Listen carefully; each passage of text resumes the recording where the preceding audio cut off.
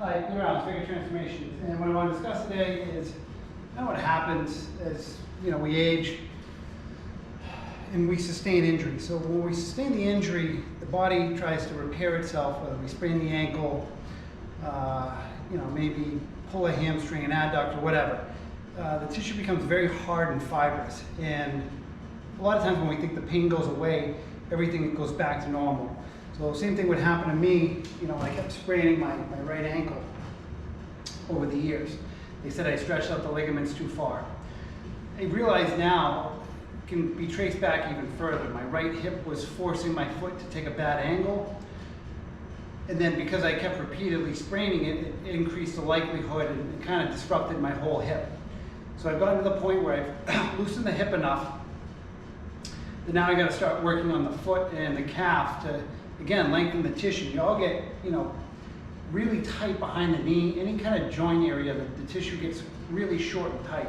This is what makes our hamstrings feel really tight over time, is the leg or the femur just can't move the way it used to because the tissue is kind of so hard and excited, unless we're getting these big movement patterns. And even then, it's kind of hard to judge. Like I could always do a great squat, but I had to kind of force myself to make it look like I had good form because I knew what it looked like, but my left hip was pushing me into my right. So I would force myself to stay even. Over the years, it overworked my right quadricep, tightened my right glute. Everything indicated that I needed to strengthen my right glute. When I realized my right glute was just honestly too strong. And then it started overpowering the quadricep because my movement was altered a little bit. And I knew what good form looked like, so I was forcing myself to make it the way that I know it should be. And not letting it happen naturally. And that's one of the big things that happens over time is we don't let a lot of our movements progress naturally. We kind of squeeze, tense, do all these different things that we think that we're promoting because we want to feel it in that muscle that we're trying to achieve it in, when instead we should be focusing on where do we feel it the most and why are we feeling it that way and what can we do to alter and change it so that maybe we do feel it correctly. So, what I started to do is I got a ton of scar tissue in and down by the ankle. I've noticed going down by the big toe with the percussion gun helps immensely to start loosening the adductor of the big toe because it gets really tight over time. This is kind of what forms bunions as well, is the adductor just gets too tight and starts to pull. And this is what makes the toe, every action we have an equal and opposite reaction through the body. But the other part to that is a lot of times the knee starts to deviate, which I've kind of demonstrated in other videos. And that's because of my hip, and then the tissue on the outside of the leg and the calf just gets so tight. So I've slowly been able to start kind of working my way down into the gastroc.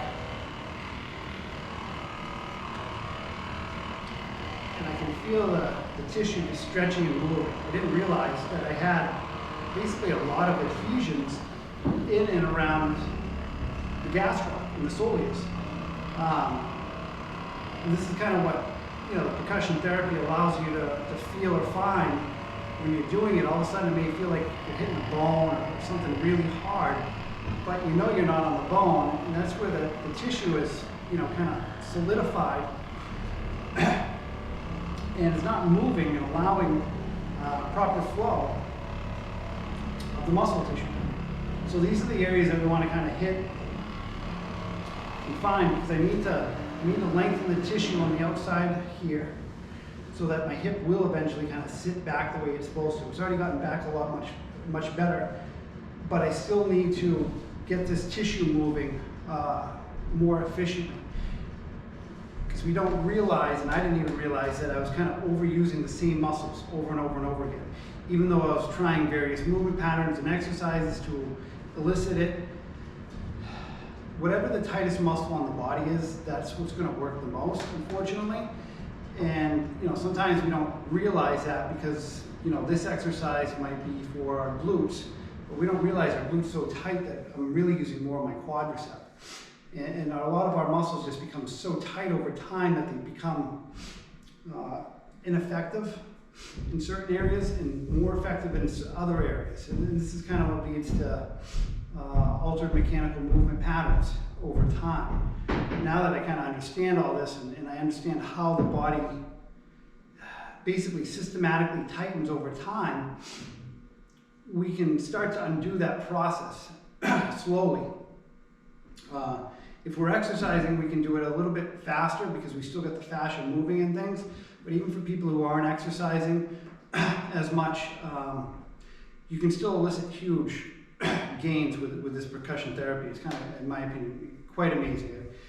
I've tried all the modalities, and this is by far the best I have probably felt in years in terms of my flexibility in the direction that my body's going in.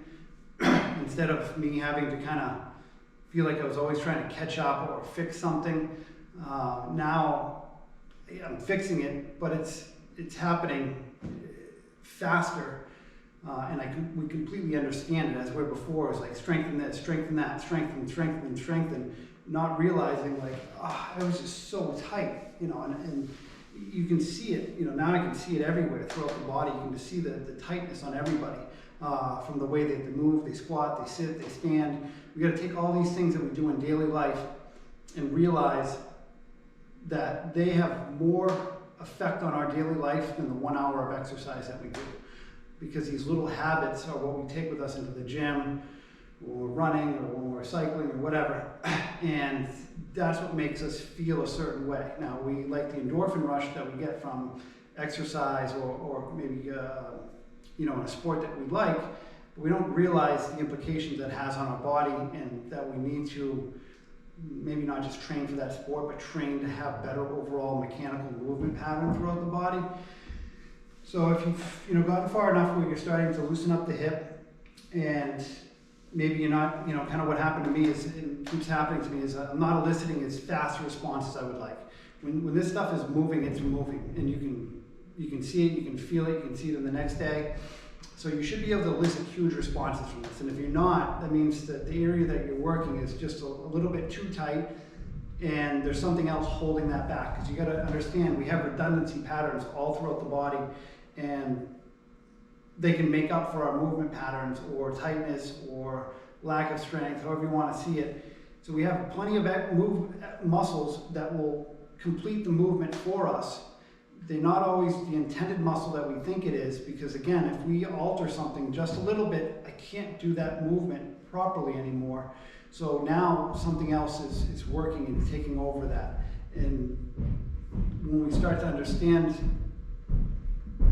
that our tightness affects our movement pattern, then we can start to do better exercises, work with the percussion therapy, and elicit huger responses.